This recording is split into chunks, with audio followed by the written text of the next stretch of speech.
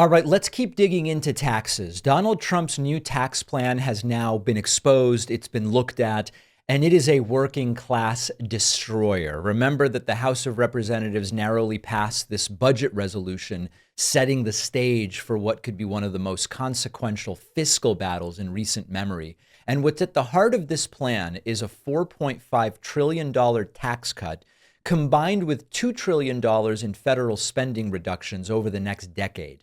And of course, Republicans are saying this is a victory. It's a victory for Trump. It's a victory for the America First agenda.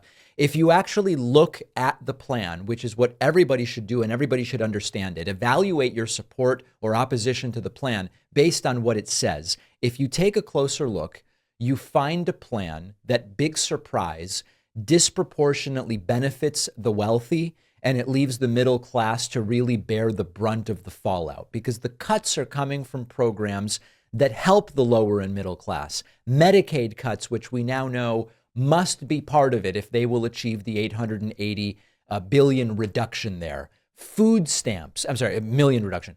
Food stamp cuts, education funding cuts. And so Republicans are saying, we got it past the House. This is a victory. It's a victory for Trump. When you really look closely, you find that the Medicaid cuts might force states to scale back coverage, which means fewer people will have insurance. Cuts to food assistance programs like food stamps could push families to food insecurity, something that a country as wealthy as the United States just should not have a single person with food insecurity. It's not a money issue, it's a political will issue. And then with education funding on the chopping block, you could find public schools facing even more challenges, which will hurt your child's education, which will damage their chances at ultimately finding sustainable employment at the end of the rainbow that increasingly doesn't exist. And now Republicans are pretending that this is just no big deal. MAGA Mike Johnson, Speaker of the House, says that the budget resolution doesn't even mention Medicaid. But the numbers are the numbers. And to get that $880 billion, it is billion. Before I was confused. To get the $880 billion in health-related savings, Medicaid and or other health programs are inevitably going to have to be cut. Now, hilariously or tragically, depending on your point of view, this is not going to do much when it comes to dealing with the deficit that Trump has been claiming they're going to deal with. Because even if you grant them that they will be able to accomplish the full spending cut that they've proposed, the budget resolution would add nearly $3 trillion to the national debt over the next decade because of the way that the program is structured with the tax cuts that are going to reduce revenue significantly. So if you are a fiscal conservative, if you still exist, Tom Massey claims to be the only real fiscal conservative left in the House of Representatives. He actually was the one Republican to vote against this. He called it out. And he said, you can't cut taxes without cutting spending at least as much. This program doesn't do that.